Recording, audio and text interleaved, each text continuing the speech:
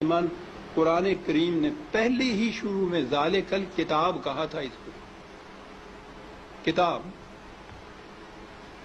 دنیا کی کوئی کتاب ایسی ہے کہ جس کی زبان آپ نہ جانتے ہوں اور کتاب پڑھتے چلے جاتے ہیں؟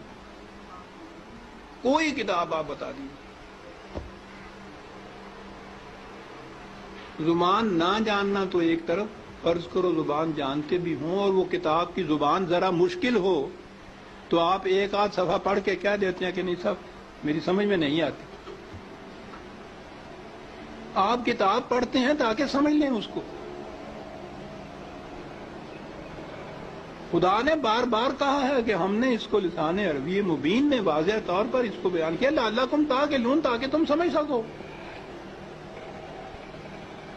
کتاب کو اگر سمجھ کے پڑھ لیا جاتا عزیزان من تو نہ ملوکیت باقی رہتی، نہ سرمایہ داری باقی رہتی، نہ مذہبی پیشوائیت باقی رہتی. سازش یہ کی گئی کہ سمجھنے کی بات یہ ہے نہیں، بغیر سمجھنے کے، بغیر مفہوم جاننے کے ان کے الفاظ کا دہرا دینا جو ہے اس سے نیکیاں مل جاتی. ایسا چکر دیا کہ کتاب کا سمجھنا جو تھا، سمجھنا کتاب کا بے معنی ہو گیا. بغیر سمجھے ہوئے اس کے الفاظ کا دہرا دینا عین مقصود یہ رہ گیا.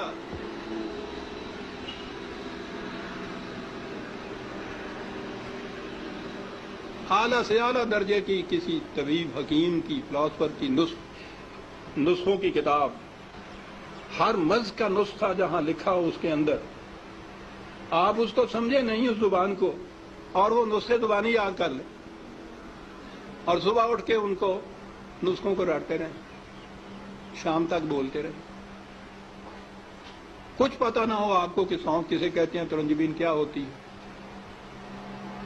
اور پڑھتے چلیں. کیا مرض کی شفا مل جائے گی اس طرح سے؟ اس کتاب کا مصرف مقصد پورا ہو جائے گا؟ میں نے کہا ہے ابھی کہ ہے کوئی دنیا میں اور کتاب جس کے ساتھ یہ کچھ آپ کرتے ہوں؟ عزیزان من، اس کتاب عظیم نے کیا لیا ہے کہ ہم اس کے ساتھ یہ کرتے ہیں جو کسی کتاب کے ساتھ نہیں کرتے.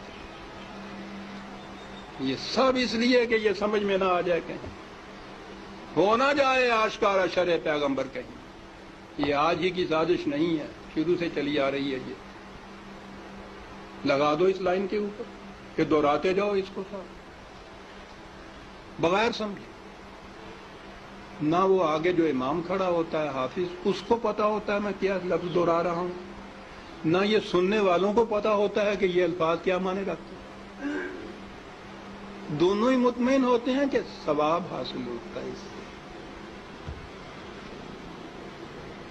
اس کتاب کے ساتھ. کیا کی تو ہم میں اور ان میں کیا فرق ہے جن کے پاس وہ کتاب نہیں ہے؟ فرق یہ ہے کہ ہم دوہرے مجرم ہیں. ہے بھی کتاب، اور کتاب کو اتنا، اس کو پڑھنا تو کہیں گے نہیں، پڑھنا تو پھر بھی وہ ناظرہ پڑھا جاتا ہے جو دہراتے ہیں. ناظرہ پڑھنا بھی تو یہی ہوتا ہے، الفاظ ہی ہوتے ہیں جن کو دہراتے ہیں ہم.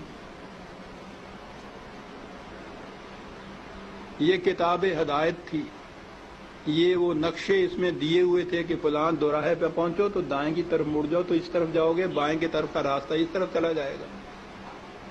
نہیں سمجھتے اس کو. ہر مرض کی شفا تھی اس میں، دہرائے چلے جا رہے ہیں. یہ ایک پورا ریلا حفاظ جسے کہتے ہیں، صرف حفظ کیا ہوا کچھ معنی نہیں جانتے. اسی میں وہ پھر قاری آ جاتے ہیں، حفظ بھی کیا ہے، پڑھتے بھی ہیں، پھر قرأت کے ساتھ گا گا کے پڑھا جاتا ہے.